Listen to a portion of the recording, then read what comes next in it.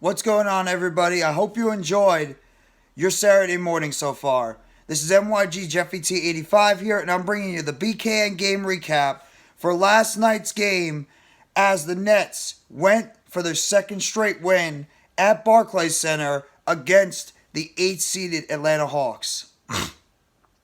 And towards the beginning of this game, the Nets and the Hawks both got off to very rough starts in terms of their shooting at the beginning of the game last night at BarclaysCenter. Then the Nets started getting it going, and they went up by 14 to 6 early on. But then the Hawks went on about a 16-3 run, and then they were able to take the lead, and the Hawks pretty much had a lot of the control during the first half of that game last night. But the Nets were able to regather themselves, at least in the second half. Their shots started to fall. Their defense started to pick it up. Offensively, they definitely started to pick it up. And the Nets got themselves a monster victory last night, convincingly from pillar to post in the second half of that game last night. And they win their second straight game and win over the Atlanta Hawks last night by the final score of 124 to 107. This was absolutely exactly what the Nets needed. And ladies and gentlemen, the Nets have a budding superstar on their hands in Mikal Bridges. Bridges last night had another terrific basketball game. 42 points, 4 rebounds, 3 assists, 1 steal. He did have 3 turnovers. That's the one bad thing. He got to the line 5 times, made all 5 of his free throws. 5 for 8 from the three-point line. 16 of 24 efficient shooting by Mikal Bridges. 36 minutes, and he also played terrific defense on the opposite side. Mikal Bridges is becoming one of the best two-way players in the NBA, slowly but surely, and the 26-year-old has really been a phenomenal acquisition since he was traded along with Cam Johnson to the Nets for Kevin Durant. It really has been an absolute fantastic addition for the Nets, and he is looking like a budding superstar player for the Brooklyn Nets going forward. Also, the most encouraging sign of all of last night was the play of Dorian Finney-Smith, who Finney-Smith has been one of the worst players for the Nets recently. He's even had his minutes cut down, but it looks like that maybe the minutes being a little bit restricted for Finney-Smith actually helped him play a hell of a lot better, because last night Finney-Smith had arguably his best game and probably his last 10. Finney-Smith had 19 points, 8 rebounds, 2 assists, 1 steal, 1 block, no turnovers and no personal fouls. He was 4 for 6 from the three-point line, 7 for 10 from the court in 25 minutes. And he, along with the other player that I'm going to talk about right now, Cam Johnson, who also played pretty well last night. 16 minutes, 3 personal fouls, no turnovers, 2 steals, 3 assists, 6 rebounds, 16 points, 1 for 5 from 3, so he had a rough night shooting from 3, 7 of 13 from the court, 35 minutes. If Cam Johnson and Dorian Finney-Smith play well, it's going to help the Nets become a more dangerous basketball team going forward. They are the keys. Finney-Smith and Johnson, they play well. The Nets are a lot more of a difficult team to beat going into the playoffs. They were both very good last night, especially Finney-Smith. And that is one of the most encouraging things, because Finney-Smith was aggressive to the basket, offensive rebounds, even got a block shot last night, no turnovers or personal fouls. He was all around the glass. He had 6 defensive rebounds, 2 offensive rebounds. He was right near the bucket. He was knocking down his three-point shot. This is the Dorian Finney-Smith that the Nets were looking to get during the NBA trade deadline. 6'9", power forward that can use his length to become a problem for opposing teams. He was fantastic. And this was the most encouraging sign out of anything in the game last night was the play of Dorian Finney-Smith. The Nets need Finney-Smith to play better, and that's exactly what Finney-Smith did. He was a driving force for this Nets victory against the Hawks last night. Same thing with Cam Johnson. If he's able to knock down his shots and he's able to make an impact offensively and defensively for the Brooklyn Nets during this basketball game, they are going to be a lot more difficult of a team to beat.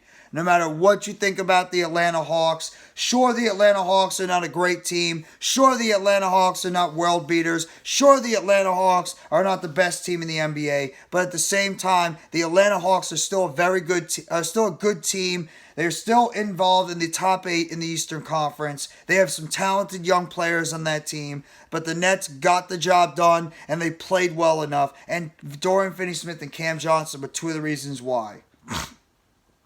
Nicolas Claxton had another solid game for the Nets last night. 14 points, 12 rebounds, 5 assists, 1 steal, 2 block shots. He had 3 turnovers and 3 personal fouls. He had 6 for 7 from the court, 27 minutes, 2 for 4 from the foul line. Claxton, once again, playing his typical defensive-minded, rebounding type of game and still getting at least over 10 points during last night's game. He's not asked to score a lot more. He's just asked to go out there and make a difference defensively, and that's exactly what Nicolas Claxton is doing. And then Spencer Dinwiddie, who didn't have the best shooting night, didn't score a whole lot of points, only 9 points, but he had 12 assists, 2 steals. He had 2 turnovers and 3 personal fouls, along with 4 rebounds. He had 1 for 3 from the field, 3 for 9 from the 1 for 3 from the 3-point line, 3 for 9 from the court. In 39 minutes, or 33 minutes. Dinwiddie was just pretty much playing his role as the facilitator, and he did a good job at that. He also played good defense at the point guard position, frustrating Trae Young, who had a rough night shooting overall for the Atlanta Hawks. So Dinwiddie being efficient enough in terms of assisting the basketball and getting the ball to his teammates, that's exactly what you want from your point guard, and Spencer Dinwiddie played it to a key. And then you're looking at the bench. Seth Curry, Joe Harris, and Royce O'Neal doing their job off the bench. Royce O'Neal didn't have a lot of points, but he played good defense and he was efficient again. 5 points, 6 assists, 4 rebounds, 3 turnovers, 3 personal fouls, 1 of 3 from the 3-point line, 2 of 5 from the court, 32 minutes. Royce O'Neal, efficient, didn't have the best shooting night, but he got it done defensively, and that's where you always want to have Royce O'Neal really have his best effectiveness is on the defensive end too, as well as hitting the 3, but it wasn't needed last night. Harris really got his 3-point shot shooting going and from the court. 11 points, 1 assist, 1 steal, 3 for 6 from the 3-point line, 4 for 8 from the court, 21 minutes. Harris did a good job off the bench scoring 11 points, and when the Nets needed him to knock down some shots, that's exactly what Joe Harris ended up doing, and he had helped out this team get a big win last night. And Seth Curry, same thing. He came in, he didn't hit a 3-point shot, he had 1 assist, 1 turnover, 8 points overall, and 4-7 shooting from the court in 10 minutes.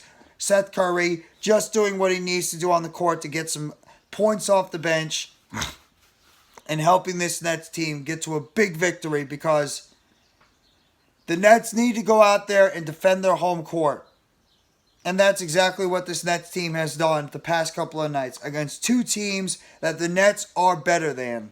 The Nets are better than the Rockets, and yes, it was a difficult ending, but they were at least able to pick up the victory against the Rockets on Wednesday, and they did the same thing against a lesser than Hawks team, and the Nets now have won the season series against both the Miami Heat and the Atlanta Hawks, which gives them another game advantage on both those opponents. Nets won 3 of the 4 against the Atlanta Hawks this year, so that gives them a leg up in this season series. And now the Nets have a game against the Utah Jazz, another team the Nets should be able to take care of business on Sunday, April 2nd. That's another team that they should be able to beat. And the Nets are now 42-35, 7 games over 500, and they looking like they're entrenched in at least the top 6. Unless they just absolutely spit the bit and Miami or Atlanta really come back, Nets are right now 2 games above Miami with about 5 games to go. And they add on that extra game because of the fact that they beat Miami 3 times. Nets are in good position right now, and they shot really well from the court. They shot 56% from the court overall. 49 of 88. They shot 46% from the three-point line. 33 assists. That's where they really, really helped out their team. They did turn on the ball over 12 times. I don't love that. They did have 41 rebounds, which actually was 5 behind the Atlanta Hawks, who had 46. Hawks did a better job controlling the offensive rebounding, but the Nets have never been a strong rebounding team. But the 33 assists and the shooting from the court was really what helped win this game for the Nets. And timely performances by Dorian Finney-Smith, Cam Johnson, and Joe Harris. 3 guys that have been struggling up and down, have had inefficient games at times. Those 3 players all stepped up their game when the Nets needed them to and helped pull off this victory. And now the Nets are 7 games above 500, and they are looking like they are going to clinch that 6th seed. As long as they take care of business against the Utah Jazz on Sunday, and then you got the Minnesota Timberwolves next Tuesday. You got the Detroit Pistons right after that, back-to-back. Nets could arguably win both those games. Friday, April 7th, you got the Orlando Magic, and then their season ends a week from tomorrow at BarclaysCenter against Philadelphia.